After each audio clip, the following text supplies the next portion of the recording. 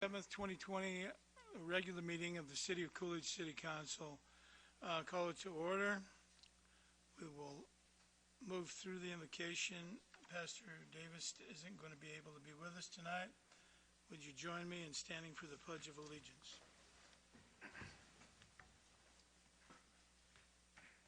I pledge allegiance to the flag of the United States of America and to the republic for which it stands, one nation, under God, indivisible, with liberty and justice for all. Thank you very much. Norma, would you call the roll, please? Yes, Mayor. Councilmember Jimmy Walker. Councilmember Tina Kaufman. Here. Councilmember Steve Hudson. Here. Mayor John Thompson. Here. Vice Mayor Jackie Henry. Councilmember Ben Navarro. Here. And Councilmember Tatiana Murrieta. Here. We have a quorum. Thank you, Norma.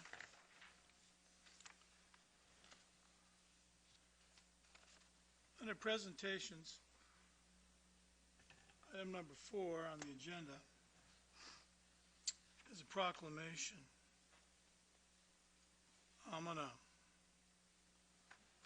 Before I get to the proclamation, I'm gonna give people a little background on the proclamation itself, or on the position, if you will. Proclamation, the purpose is to recognize the vital and appreciated services performed by the municipal clerk in serving the changing needs of their communities. The history of this is this May will be the 51st annual Professional Municipal Clerks Week, initiated in 1969 by IMC and is endorsed by all of its members throughout the United States, Canada, and 15 other countries.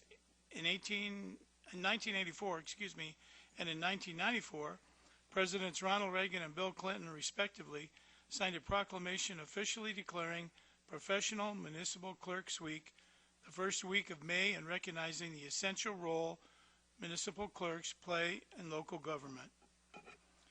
The typical, and the reason I decided to read this is because most people see Norma and they just see a happy person that's always working. Well, most of the time working, but always working, Norma.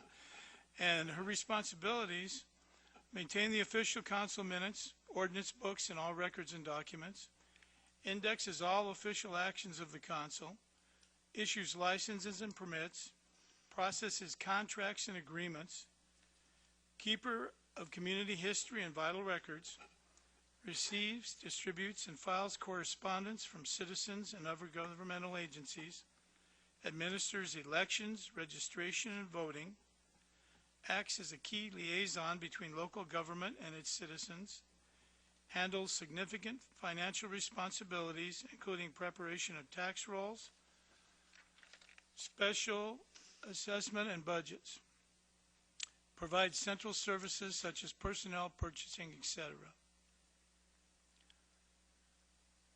IIMC is a professional association of city, village, township, borough, and county clerks, secretaries, and recorders.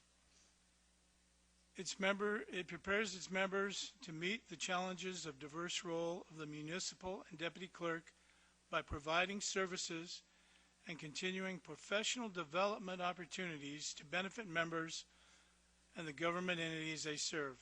Founded in 1947 in French Lick, Indiana, IIMC has 14,700 members throughout the United States, Canada, and 15 other countries. So, all these years, I've been sitting up here on the council and as for the last, I think, 5.5 as the mayor, and I've been watching Norma do her job, and she's probably been the one of the constants throughout everything that's happened in Coolidge government over the years. And we really haven't recognized the clerk's office, the city clerk, very often. And it's amazing because of all the things that person does. That position is one of the most important positions in the city. It just so happens with us, we've had the same clerk ever since I can remember, and I'm old. It's going to tell us in here somewhere, at least I read it somewhere. Norma, you're probably not going to want to admit this. When did you hire on here? Wasn't it like June 1st, 1984. Okay, I know I read it somewhere. June what? June 1st, 1984? Oh, Norma. Were you like 10? Yeah, pretty close. She was working at the pool. Yeah. Okay. But anyway, this is a proclamation from the Office of the Mayor. Proclamation for the 51st Annual Professional Municipal Clerks Week, May 3rd to May 9th, 2020. Whereas the Office of Professional Municipal Clerk, a time-honored and vital part of local government, exists throughout the world, and whereas the Office of the Professional Municipal Clerk is the oldest among public servants, and whereas the Office of the Professional Municipal Clerk provides the professional link between the citizens, the local governing bodies, and agencies of government at other levels, and whereas professional municipal clerks have pledged to be ever mindful of their neutrality and impartiality, rendering equal service to all. Whereas the professional municipal clerk serves as the information center on the functions of local government and community. Whereas professional municipal clerks continually strive to improve the administration of the affairs of the office of the professional municipal clerk through participation in education programs, seminars, workshops, and the annual meetings of their state, provincial, county, and international professional organizations. Whereas it is most appropriate that we recognize the accomplishments of the office of the professional municipal clerk.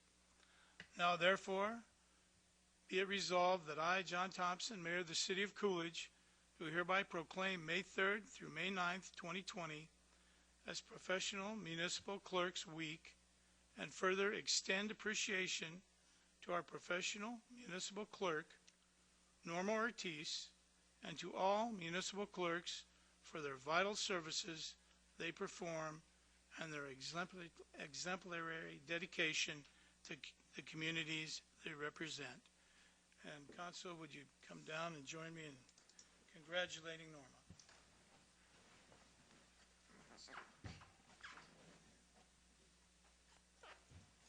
Norma, come on up here.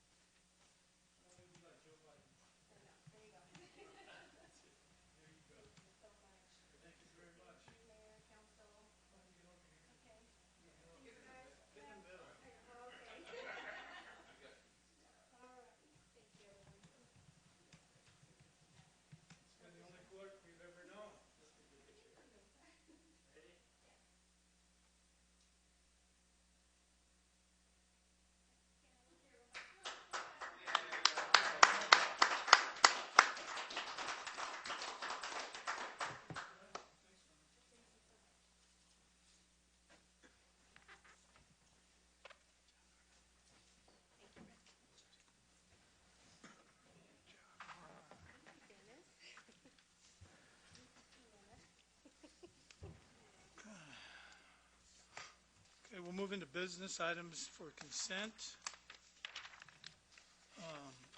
Before I get in there, does anybody here want any of the items pulled off of the consent agenda? Todd, anybody? No, sir. No. Okay. Let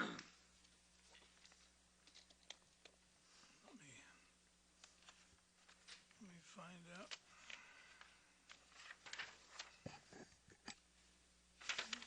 Okay, here we go. Ratification, item number 5, ratification of the Municipal Property Corporation MPC officers for FY 2020-2021. Item 6, consider approval of liquor license application number 103370 for the Pita Patio Grill submitted by Irene, help me out here, Rick, Kalinka? Okay, there you go. The owner of the Pita Pata Grill, LLC, for the business location of 235 West Coolidge Avenue, Coolidge, Arizona, 85128. Item 7, consider ratifying the Memorandum of Understanding, the MOU, between the Pinal County Public Health Services District and the Coolidge Fire Department for the exchange of sensitive COVID-19 information to the point of contact with Coolidge Fire. Item 8, consider ratifying the Memorandum of Understanding, the MOU, between the Pinal County Public Health Services District and the Coolidge Police Department for the exchange of sensitive COVID-19 information to the point of contact with Coolidge Police. Item 9, consider approval of adopting Title 6 Implementation Plan and updates for the 2020 for the Transit Department in compliance with the Arizona Department of Transportation and Federal Transit Administration requirements. Item 10, consider approval of applying for the 2018 OPSG reallocation grant funds from the Arizona Department of Homeland Security in the amount of $127,296 to purchase 16 Motorola dual band 80 megahertz portable radios for the police department. Item 11, consider approval of entering into an agreement between the Arizona Water Company and the City of Coolidge for lighting the Arizona Water Company's Coolidge water storage tank and for the purpose of outlining the responsibilities for lighting and maintenance costs. And item 12, consider approval of the claims for the month of March 2020. And I don't see, these are all, okay. All right. If there's no questions, I need a motion to act. If there's no further questions, Mayor, I make a motion we approve consent agenda items 5 through 12 as read.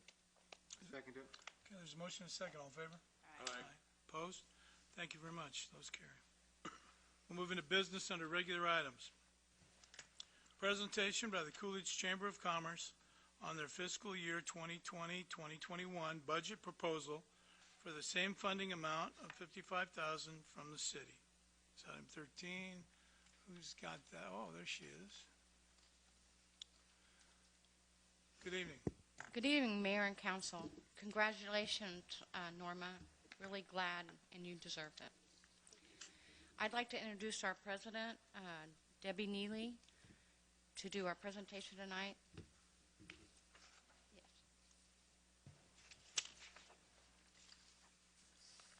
Good evening, Madam President. Good evening, Mayor and Council members.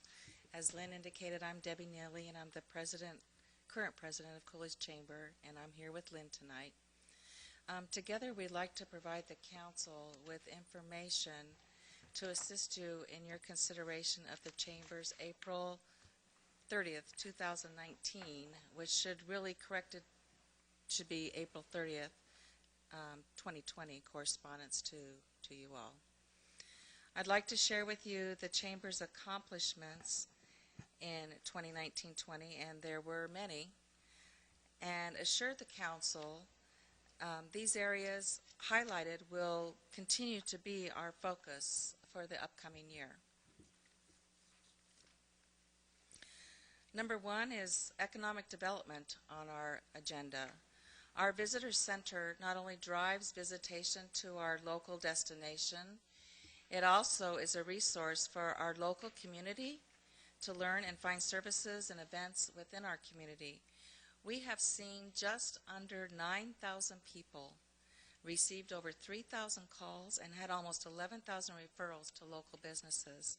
The Chamber continues to advocate and help businesses locate to Coolidge. We continue to work with our local businesses to prosper, educate, and be in the know. We grew our membership by 28 members, in fact, and that brings our membership to just 200, a little over 200. We continue to facilitate the Coolidge Economic Development Committee, the CEDC, and under the CEDC committee, we focus on business retention and expansion programs, which is also known as BR&E, the Beautification for the City program, the Shop Local program, and the Kiosk Project. The Chamber also hosted our first big job fair last year with over 32 employers as presenters. And the fair was a great success. We're very proud of it as our first initiative in going that direction. Some of the other events and programs we continue to promote in Coolidge with our local businesses are Cotton Days, which is always a great event, weather permitting, and the Chamber Annual Banquet, again, the Shop Local program, Customer Service Awards, Business Spotlight, Chamber Luncheons, and we are the host of the State of the City Address. The second item that we partner with is on education, and we continue to partner with our local educators to provide the best possible opportunities for our community.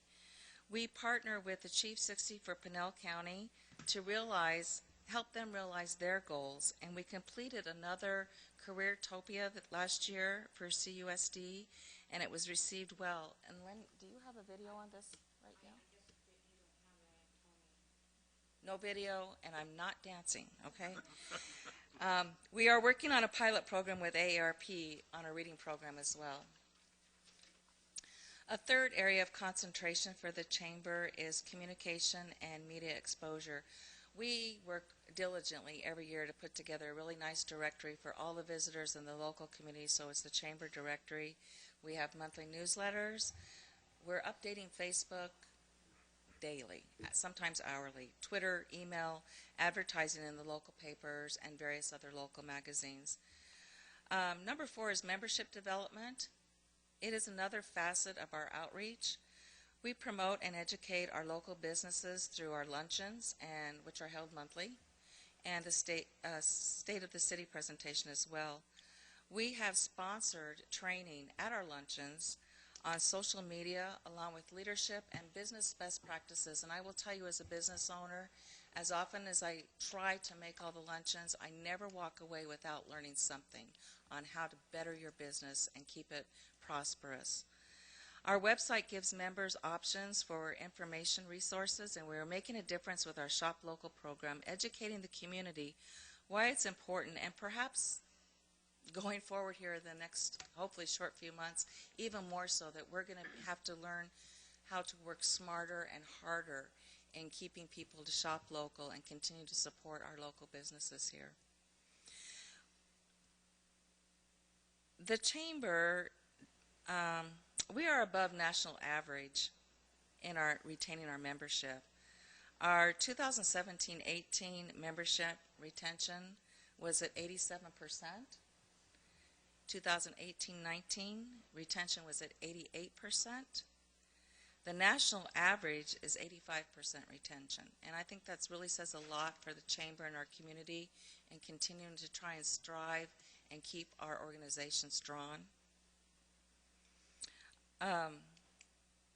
We will work diligently to grow and preserve our membership, and again, going back, I know it's going to be probably somewhat challenging here as local businesses learn how to keep their doors open, continue to support the membership of the Chamber.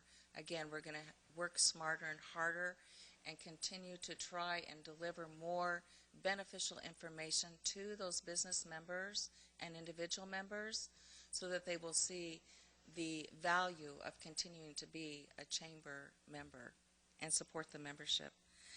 The fifth item is strengthening partnerships. You know, the Chamber doesn't achieve all this without support. We continue to work with our partners, and in that relationship, it makes a big, big difference. I'd like to identify some of our partners, which I know you're all familiar with, which we value a lot, is APS, CAC, Florence Copper, Walton, and of course the City of Coolidge. And so going forward into the upcoming year of 2021, I think we've kind of maybe not even evaluated entirely of the work that's going to be cut out for us. Not only does it probably deliver some potential headaches, but I hope that it also, with the hard work of the board, and I can't tell you how much our director, Lynn Parsons, is of value to our organization. And without that, I just know that we would really truly struggle. So going forward, I know that we'll have some new things on our plate this year, some old things that we are familiar with that we want to continue to make better. And I'm looking forward to the Chamber learning how to accomplish the new and retain the old as well. So I'd like to open the floor for any questions that you all may have with respect to the Chamber's involvement in the past or going forward for the coming year, and ask that the city once again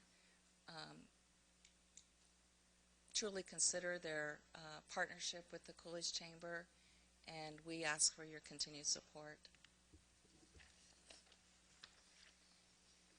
I don't have any questions at all. I just think you guys do a great job, and that buy locally, I think it's a great program, and it needs, more people need to get involved with it, local people.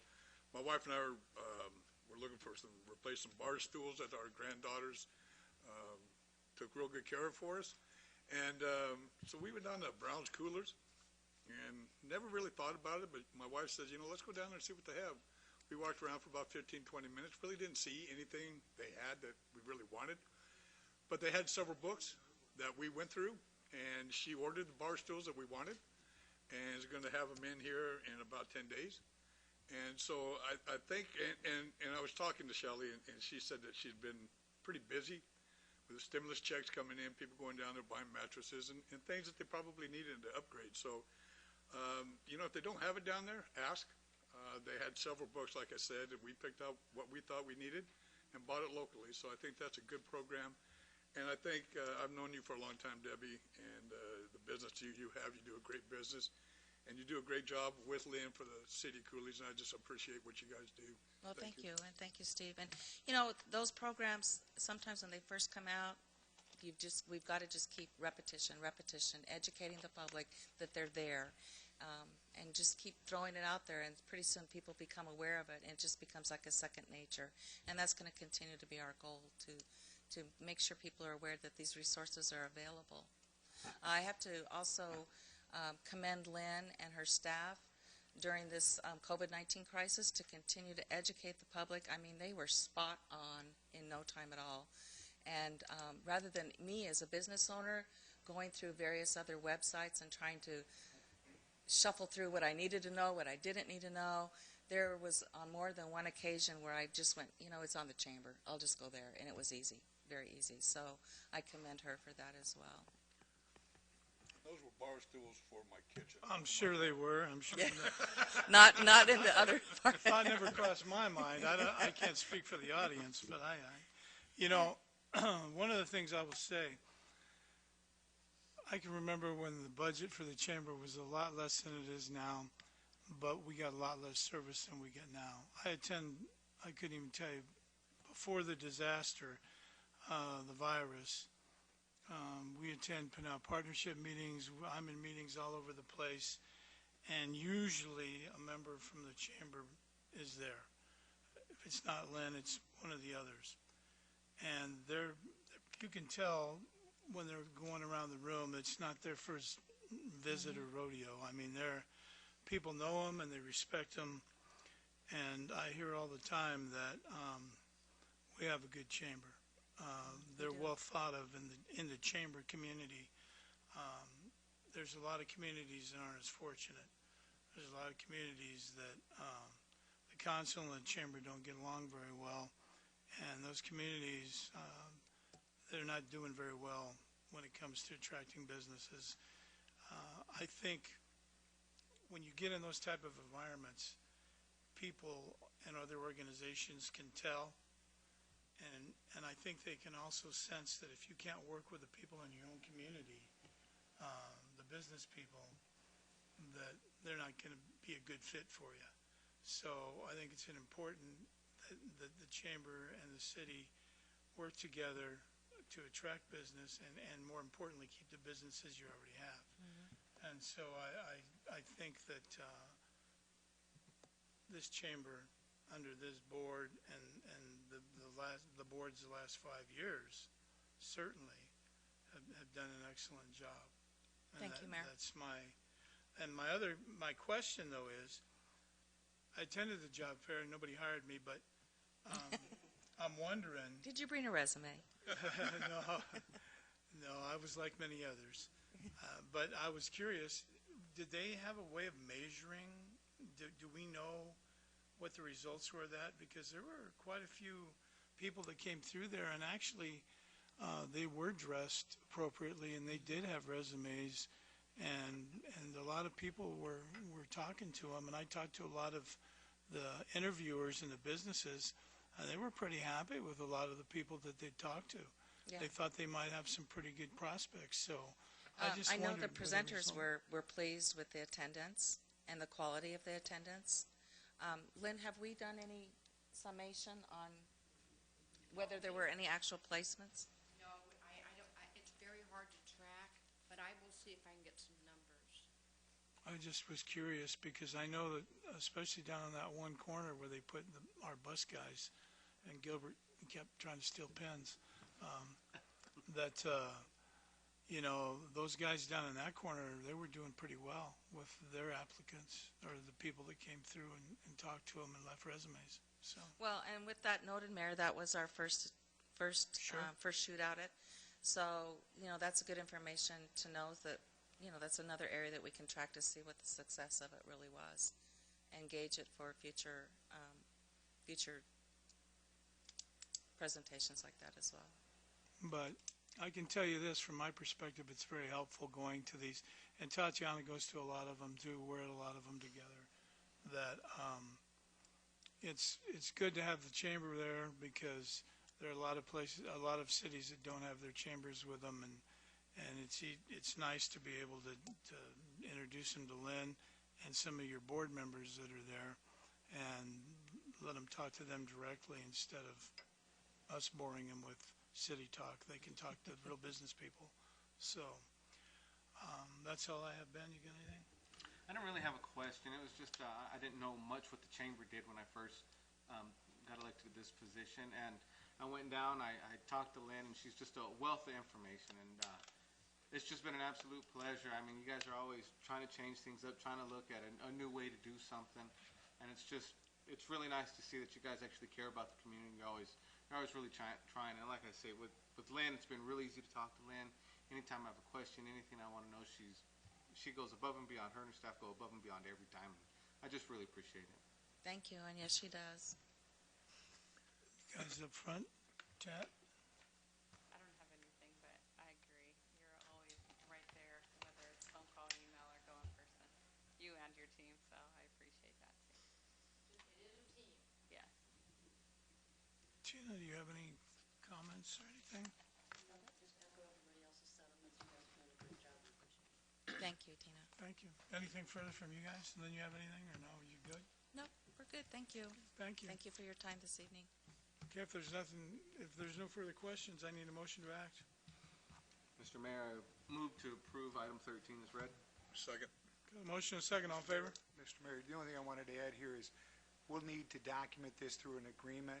I mean, we've had an agreement with the chamber for the last few years about exactly what they'll do for this investment. And so we'll need to bring that back to you before the new fiscal year starts. That outlines exactly what they're going to do for the investment the city's going to make. It's an excellent idea, Mr. Fitzgibbons. There is an organization up in the valley that loves to see organizations such as ours Absolutely. and theirs. Absolutely. Yeah, Absolutely. so we better do that. Okay. So, do we need to include that in the motion? Or No, is no, that it just, I wanted to make sure council understood we'd come back with an agreement that outlined that part of it. Okay. I think at this point, you're just authorizing the money to go into next year's budget. Okay. So, All right, then we'll handle the rest of it later. All right, then. So there was a motion and a second. All in favor? Aye. Opposed? The ayes have it.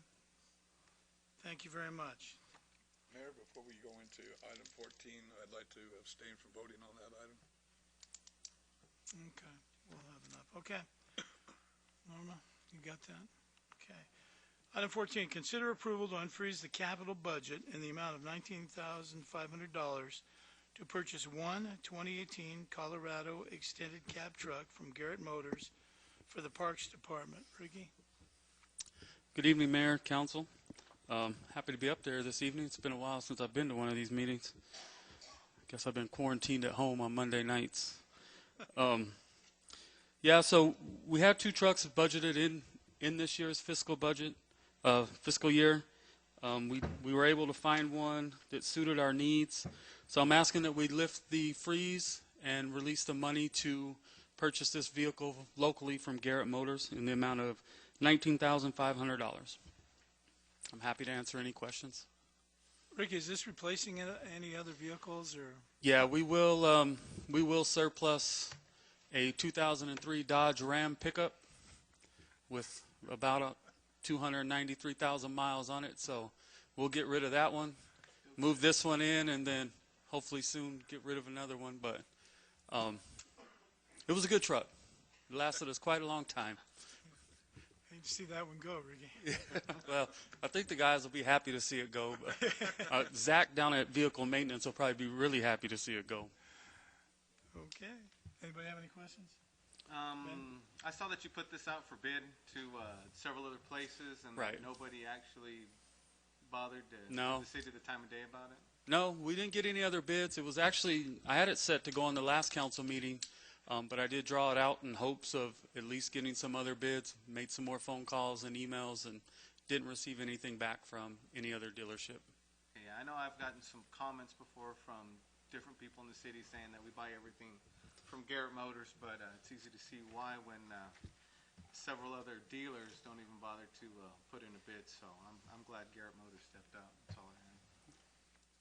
And I would point out that when we did get other bids, they were fairly competitive and the tax dollars stayed here. So that came back into our local economy, which we encourage to shop local, and if the money comes back to the coffers in Coolidge rather than go to Maricopa County where they have plenty of money, I think we're helping our community. So anyway, do you have anything else, Rick?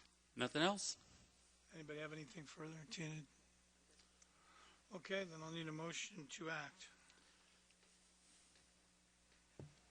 Mr. Mayor, I move to approve item 14 as read.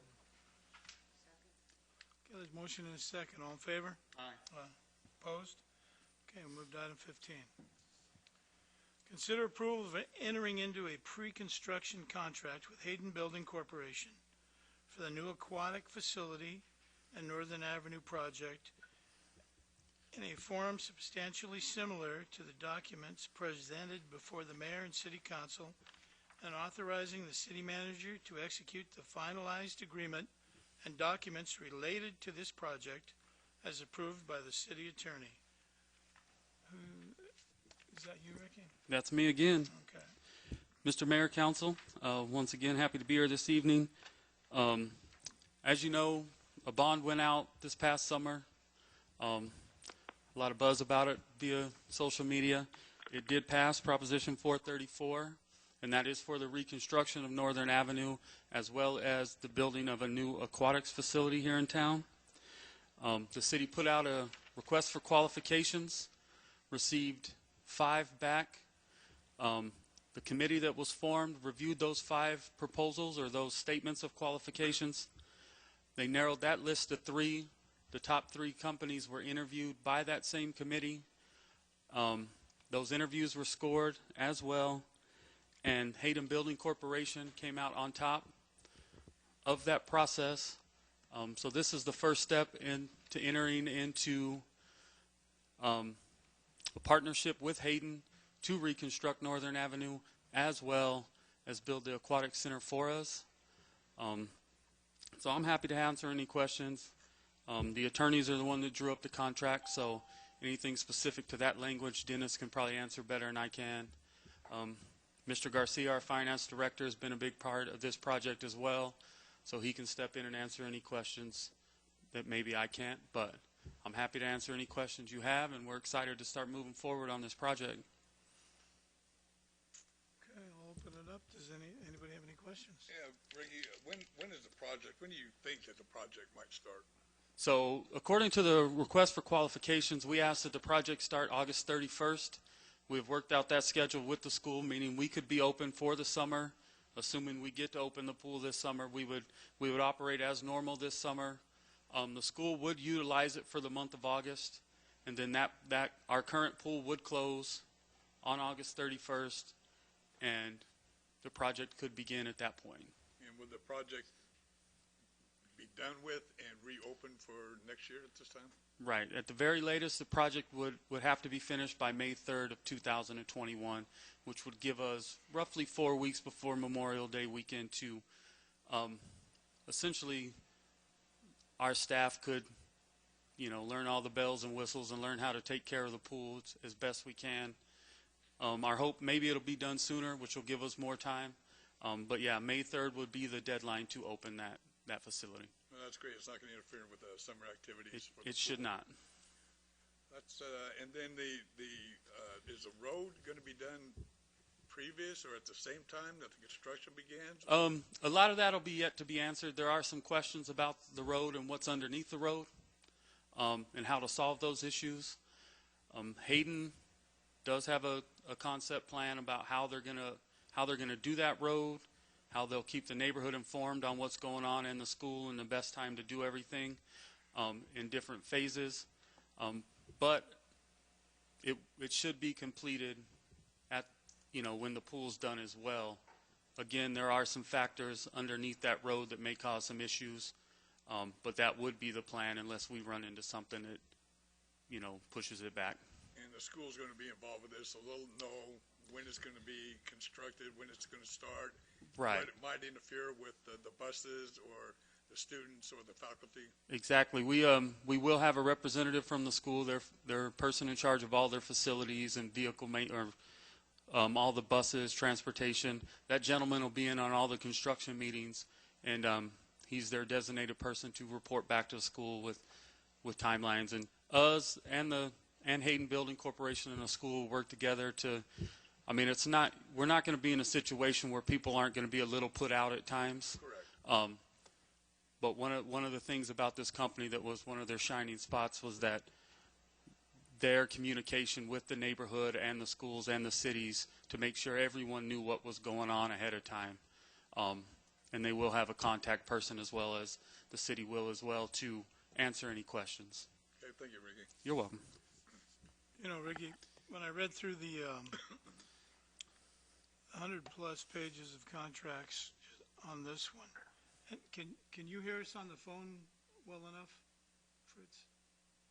Yeah, I've got you. Okay, I just want to make sure you can hear the conversation. Mr. Mayor, who's on Oh, yeah. Who's on the phone? Then please identify yourself. I know aren't you the general manager, the president of The pre-construction. pre-construction of Hayden? Yeah, I'm vice president of pre-construction and one of the principals of the company. Okay. Name? For the minutes? Fritz? I just need a name for the minutes. Oh, they need a name for the minutes. Okay, yeah, my name is Fritz Bearhorst. Fritz, you have to excuse our attorney. He's Irish. Yeah, I understand. Yeah, I knew you would. But as I was reading through this in my packet, which is different than the rest of them, on page 175, Article 11, 11.3, in the quotes, the CM at risk acknowledges full responsibility for locating and resolving any conflicts with underground facilities. And based on what I just heard from Mr. LaPaglia, that does mean the irrigation pipes that are under the road. I just want to make sure that is the case, right, Mr. Fitzgibbons? That's the understanding? That they will be dealing with that? On Northern? On Northern. I think that's going to be part of it. Okay. I'm just saying, they were well aware of this when going into the... Yeah, it was discussed in the interviews as well.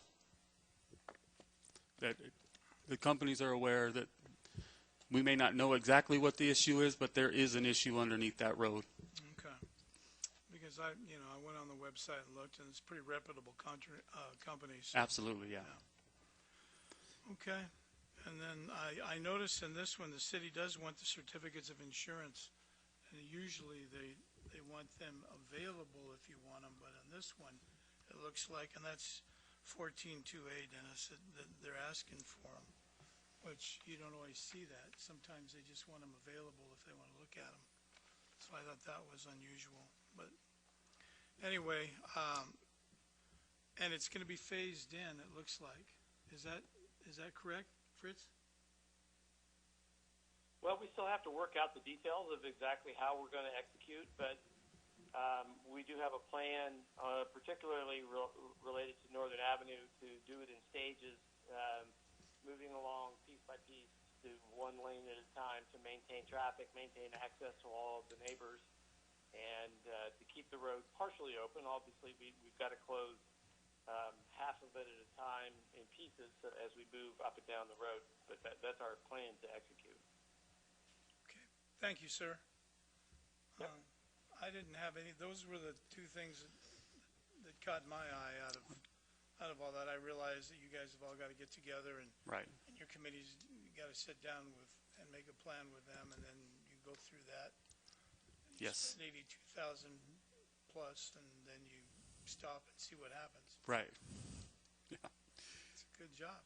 I'm glad you have our money man sitting on your team Well, over there. you always got to have the money man here. Okay, did anybody, Ben, you got any? Speaking of the money man, how's it going with the bonds?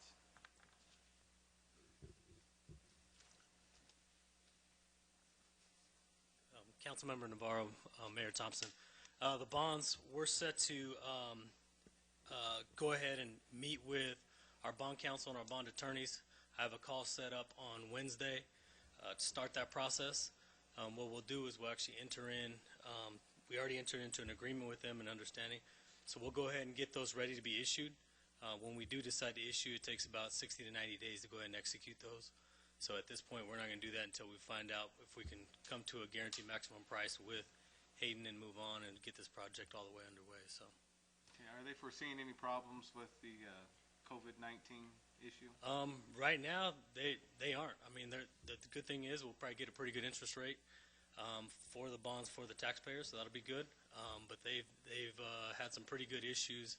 I've talked to a couple of them, and when I say issues, not bad issues, but issuances of bonds. So they're still selling bonds, and people are actually really attracted to them right now, not knowing, there's volatility in the market with the stocks and everything like that. So usually when you have that type of volatility or you have economic downturn, investors look to more steady forms of investment, and obviously a government-backed security with a very guaranteed revenue stream specifically dedicated to pay these off, it becomes very attractive to investors. So we actually think it's probably the right time to do this. I know there's other cities that are pulling their projects, but it's probably because they're financing them on their own. They're just going out and getting general loans.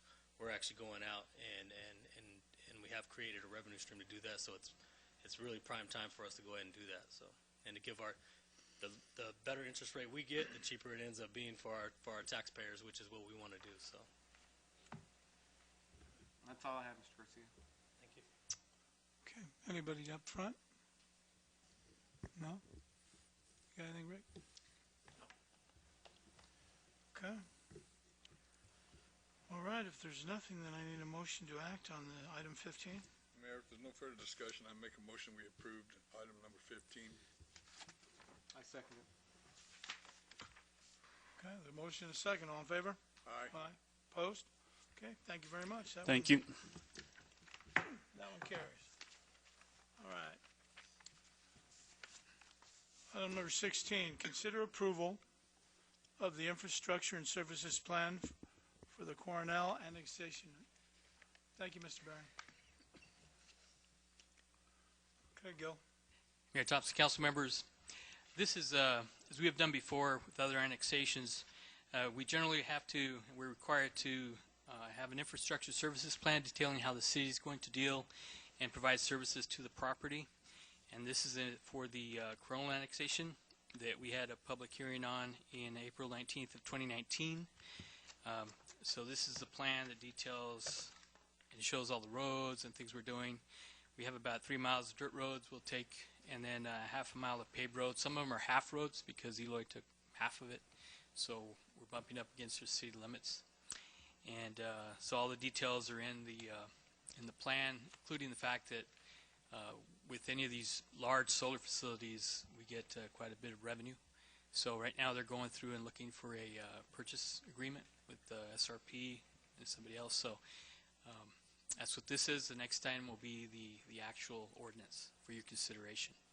And unless there are any questions you may have, I have Tim Hansen with me here.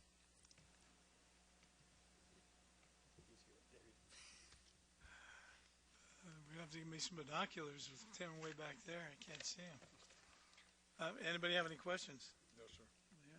No? All right, if there's no questions of Gilbert or Mr. Hanson, then I need a motion to act.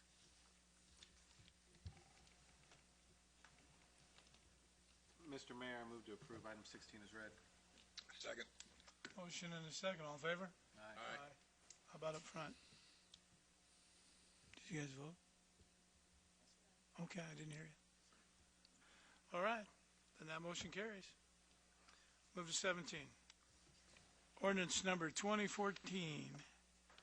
An ordinance of the mayor and the city council of the city of Coolidge extending and increasing the corporate limits of the city of Coolidge, Pinal County, state of Arizona, pursuant to the provisions of Title IX, Chapter 4, Article 7, Arizona Revised Statutes and amendments thereto, by annexing thereto certain territory contiguous to the existing city limits of the city of Coolidge, consisting of 1,226.2 acres, more or less, and located within sections 25, 26, 27, 35, and 36, Township 6 South, Range 7 East, Sections 30 and 31, Township 6 South, Range 8 East, and Section 2, Township 7 South, Range 7 East of the Gila and Salt River Base and Meridian, Pinal County, Arizona, known as the Coronel Annexation, and adopting initial zoning of agriculture for said territory.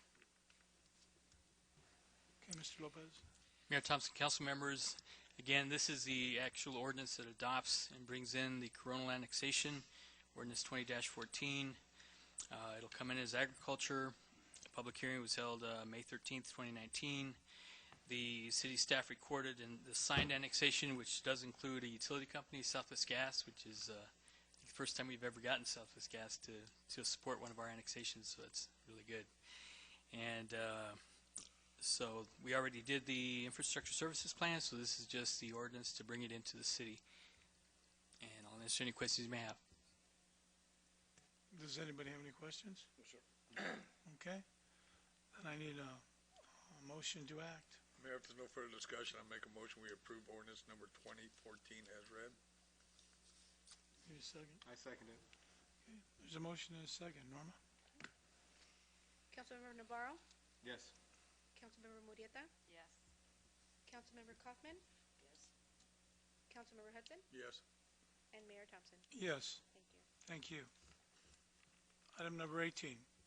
Ordinance number 20-15, an ordinance of the mayor and the city council of the city of Coolidge, Arizona, rezoning a certain parcel of land from planned area development PAD to agriculture consisting of approximately 6.88 acres, more or less, located in the KLC Ranch subdivision. Mayor Thompson, council members, you've seen these before. We have taken lots within KLC Ranch and converted them PAD into agriculture, back to agriculture. And what this does, it helps with the setbacks and some other issues that were taking place out there. This consists of 5 lots. So this is the same action you've taken before. The Planning and Zoning Commission held a public hearing on these specific lots on April 8th, 2020, and they recommend approval to the mayor and council. And I'll answer any questions you may have. You probably don't know, maybe Tim knows that. They should be about done with these, shouldn't they, Gil? There's only 22, 24 lots out there, I think, Tim, right? Yeah, Mayor, I know that Tim sent out a notice to everybody, so giving them an opportunity, whoever wanted to come in. There could be some that just don't want to change it, but I can't see why. But there are a few still left, and if they do come in, they would need to go through the regular process. we've been grouping everybody, giving everybody an opportunity to come in, no charge. So for now, I believe that was the deadline, right? Tim, this is the last one? Yeah. Okay. So, All righty. No further questions, then I need a motion. Mr. Mayor, I move to approve item number 18 as read. I second it. Okay, Norma. Councilmember Hudson? Yes. Councilmember Kaufman? Yes. Councilmember Murrieta? Yes. Councilmember Navarro? Yes. And Mayor Thompson. Yes. Thank you. Item 19, ordinance number 20-16. An ordinance of the mayor and the city council of the city of Coolidge, Arizona, rezoning a certain parcel of land from general industrial, I-2, to general business, C2, consisting of approximately 0.32 acres, more or less, located at 120 West Coolidge Avenue, Coolidge, Arizona. Mr. Lopez. Mayor Thompson, council members, this property is a 0.32 acres. It's not very large. You probably know it before. It was a waste station for another business that was there that had a bunch of recycled cars that was stacked way up. So it's no longer there, thank goodness. And so what we're doing with this is a gentleman that wants to purchase that property wants to change the zoning, because what it does basically, it allows a reduction in setbacks for a commercial business. And from the city's perspective, we want it to go from a heavy industrial into a more of a commercial business that complies with our general plan. So this does that. And it basically reduces some of the setbacks. Just to give you an example, the front setback goes from 35 feet to 20. The other one from the residential zone boundaries, which is behind it, the alley, includes the alleyway. In industrial, it would be 75 feet, and you know that lot's pretty small, so it would take up a lot of property. It goes down to 45, which is workable. So there have been discussions about different uses, potentially a restaurant with sit-down area, but the goal is to zone it to C2, so it'll be a usable lot. And I'll answer any questions you may have. I don't have any questions. Anybody have any questions for Mr. Lopez? Gil, is this the one across the street where Little Will used to be, or is it the one where they had all the cars stacked up about 40 feet in the air? No, it's across the street. So that's It's the where one the across waste the station street. The was. other one's already gone, right? Yeah, the northwest corner of First Okay. and Coolidge Avenue. All right, I don't think there are going to be any questions there. This one's right kind of across from our city yard. Yes, yes, sir. Okay. Mayor, if there's no further discussion, I make a motion we approve ordinance 20-16 as read. Second it. Okay, Norma. Motion is second. Councilmember Murrieta? Yes. Councilmember Navarro? Yes. Councilmember Hudson? Yes. Councilmember Kaufman? Yes. And Mayor Thompson. Yes. Thank you. Thank you, Mayor. Council. Thank you, Gil. Item 20, consider approval of assignment and assumption of lease purchase agreement and consent for the city to assume the lease purchase agreement between Artisan Village of Coolidge, LLC, and the Coolidge Unified School District for the lease purchase of the Artisan Village property. Mr. Mayor, members of council, this is an assignment assumption of lease purchase agreement and consent. I know Mr. Mike Henry's here in the audience. I'm not sure he wanted to say anything. If not, this is just the city would be the assignee of the agreement that the Coolidge Performing Arts Center Foundation has with the Coolidge Unified School District to rent the property that's known as the Artisan Village property. It's where the chamber is, the Rock Museum is. It's also where the Robert Flatley room is. And so what we're doing at this point, we've been offered to take over this lease by Coolidge Performing Arts Center, and so this would allow us to do it. The city has the school has reviewed this and made comments to this agreement, so we know that I think they will sign the consent once both sides sign the assignment.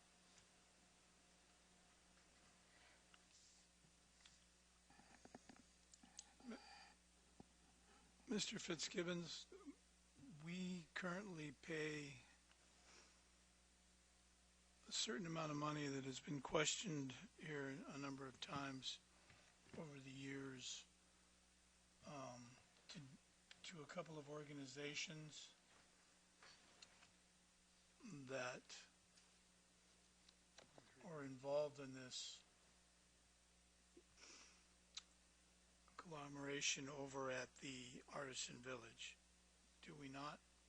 Yes, my understanding is, Mr. Mayor, we do pay specific amounts. I know my understanding is if we were to take over this lease at this time, essentially the city would have to pay probably an extra $7,000 to take over in what we pay to those other organizations, which we won't have to continue to pay to continue the lease. That would be an extra $7,000 a year, Yes, a year. as opposed to paying these other organizations that many people thought we shouldn't have been paying anyway. Well, I'm not going to I'm not ask you sure that. what I other know people better thought, than- Mr. Mayor. That's the kind of question you ask, I know. So the bottom line is, we could possibly eventually own this. Right. Two city blocks. Right. This lease provides, it's kind of a purchase price that goes down every year. The lease has a specific time period when you get to buy, you have a right to buy it every year. It's on the anniversary date of the lease. If you don't exercise your right to buy it, then you're leasing it for another year, but the purchase price goes down. I think at the present time, the purchase price is approximately $190,000, and then depending on if we leased it for a year or so, it might go down to like $170,000. But it's specifically set forth in the lease agreement. So $190,000 is approximately what you'd pay for a house in maybe a 2,000 square foot house in Carter Ranch. I mean, I'm just saying, based on what I've seen lately. So you could get 2 city blocks for roughly for that if this was to go through.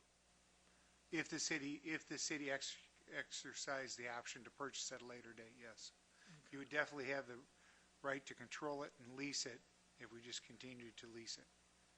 Okay.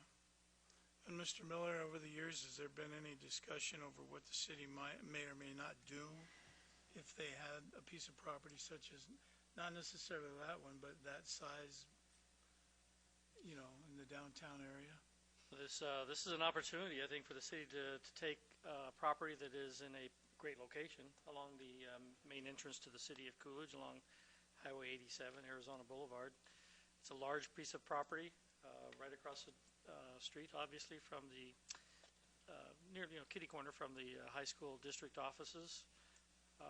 A lot of money's been put into this property by the organizations that have been in the existing lease agreement. And, I think what we can use the building for, or property for, would be some municipal programs, activities, city programs. We've talked about the Parks and Recreation Department using it for kids camp and some of their after-school programs. The Bob Flatley Room has been a popular place for people to hold social meetings, other meetings. Obviously, there's not a lot of social gathering going on right now, but there'd be an opportunity to have some large events. In the event yard, our youth activities, softball, baseball, soccer, they can use the grass lawn area. Obviously the chamber, you talked earlier tonight about the chamber and the important partnership that we have with the chamber. They are occupying a significant portion of this space along with the Pinal Gem and Mineral Museum, which has been a very popular attraction here in Pinal County to a lot of visitors, as well as the tourism office there. There are other potential uses that we've been looking at as staff that we could potentially go into. But long term, I mean, like you said, Mayor, where are you going to find a piece of property of this size at this location for that price? I think it's probably a good investment by the city to have a property like that. And plan for the future of it. I mean, who knows? 10, 15 years, 20 years from now, there may be a completely different mindset of how this property might be used. But as I know, when it first opened as the Artisan Village, the community was very supportive of the building being retained as a significant historic landmark. A lot of people went to school here, and seemed like it was the right thing that people wanted to see happen, that it be reused. And so, hopefully that answers your question. Thank you, sir. Dennis, you good? No, Mr. Mayor, I mean, tonight all we're asking for is approval of the city to execute the assignment so that we can take over the lease. Does anybody have anything they... I just think I really can't go wrong with the price. And, you know, this is a piece of property that's right on, you know, Arizona Boulevard.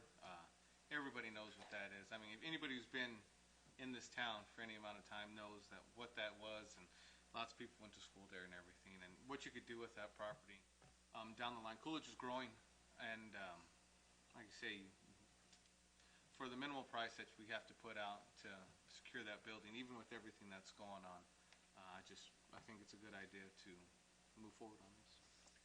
And I think it is also. I mean, you look at what Casa Grande did with their old high school right there on Florence Boulevard, and I think it's a landmark. It's a beautiful building now.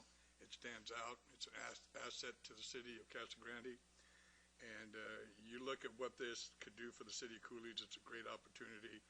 And the price for 2 city blocks, if I had the money, I'd do it myself. Okay. Anything further? Council people? No? All right, then. If there's nothing further, I need a motion to act. Mayor, if there's no further discussion, I make a motion to approve agenda item number 20 as read. I second it. Okay. There's a motion and a second. All in favor? Aye. Aye. Opposed? Okay. Carries. All right. Report from the mayor and or council and city manager. We'll start down here with the council member Hudson. I don't have a thing. Okay. Ben? Nothing. Councilmember Marietta. I don't have anything to report. Tina? Well, I don't really have anything either. Just want to thank our first responders as usual. You know, you guys are doing a bang-up job. You're putting yourselves out there every day in the midst of all this COVID-19 stuff, risking your own personal health and safety to take care of our citizens, and it needs to be noted, and you need to know that we appreciate you. I appreciate that I was actually freed from the house this evening to come to the council meeting, because otherwise I've been a slave to my sewing machine. I've been making the masks for the COVID-19, and the demand is a lot higher than I have manpower for. I'm sure you'll fight the good fight. I'm fighting a good fight into the wee hours of the morning. Thank you. Mr. Miller? Just a couple things here, Mayor. You know, coming already into the end of April and moving into a new month, May, and looking at the weekly memo that you receive. We got a couple of pretty important days coming up here. We got National Firefighters Day and National Teachers Appreciation Week coming up. And you know, my hat's off to the educators and to the parents now who have to be educators of their children. You know, with the situation that we're all confronting. Our department staff are talking daily, you know, about where we are, and what kind of things we can, you know, what kind of things we need to do to potentially look at, you know, reopening some of our facilities. Obviously, those questions are going to start to come. We're staying very close, you know, in contact with the county emergency operations center that does a daily, pretty much a daily update, an EOC update on the COVID-19 virus.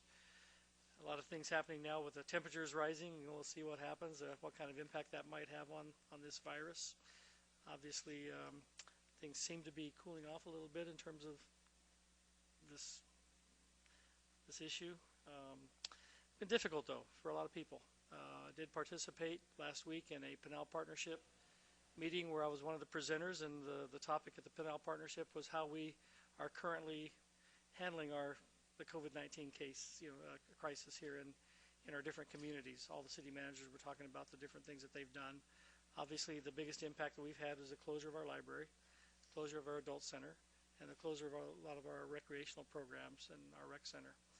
Other than that, we still are pretty much business as usual with some social distancing, like we've talked about. You can see it here in the meeting tonight.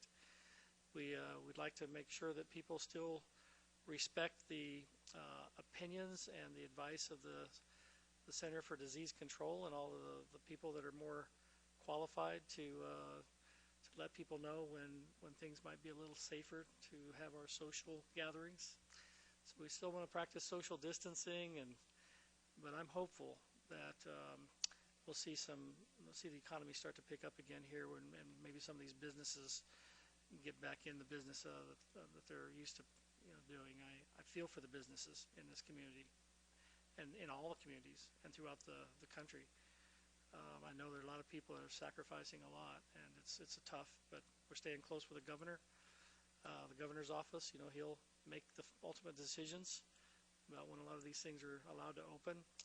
We're just staying up with it the best we can. My hat's off to the first responders as well, and for the things that they do every day, and the grocery store workers and everybody else that's having to deal with this crisis. So, Mayor, I think that's all. Okay. And what did you say, Fireman's Week? It's National Firefighters Day. Oh, today? Monday. Monday, okay. May 4th. And National Appreciation, or National Teacher Appreciation Week, Monday the 4th through the 8th. And, of course, Mother's Day. We don't want to forget our mothers on Mother's Day. No, we don't want to do that. But we'll have to send something out for the teachers and the firemen. Firefighters. I don't want to say firemen. I'll get sued. But firefighters. So, but I don't have much to add. I would hope that sooner than later our businesses will be back moving again. I think that we'll take a look at some of the things that the governor did in the last round and see what options that we have that he's already laid out there. Maybe we can help a little bit here if there are some options that he left a door open or a crack in the door. We've had a few businesses ask a couple questions already about, what we may be doing, and I don't know if the governor's going to put that back on cities or if he's going to, I don't know exactly what. Dennis, I don't know if you've heard anything, but... No, he didn't have his call today because I guess they've been interrupted with, somehow the press got on the call, so he abruptly canceled them. So they're hoping sometime this week before Friday, because the order expires, Friday. So we're expecting to hear something from them fairly soon. Is that 30 days expiration date? Mm-hmm. Constitutional? April 30th, I think. Yep. Yep. A lot of states starting to reopen, though. Looking at the news, there's probably at least 9 or 10 states that are starting to look at reopening. So, it's good news.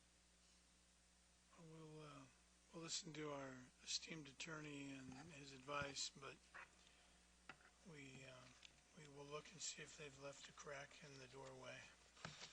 So, anyway, I need a motion to adjourn.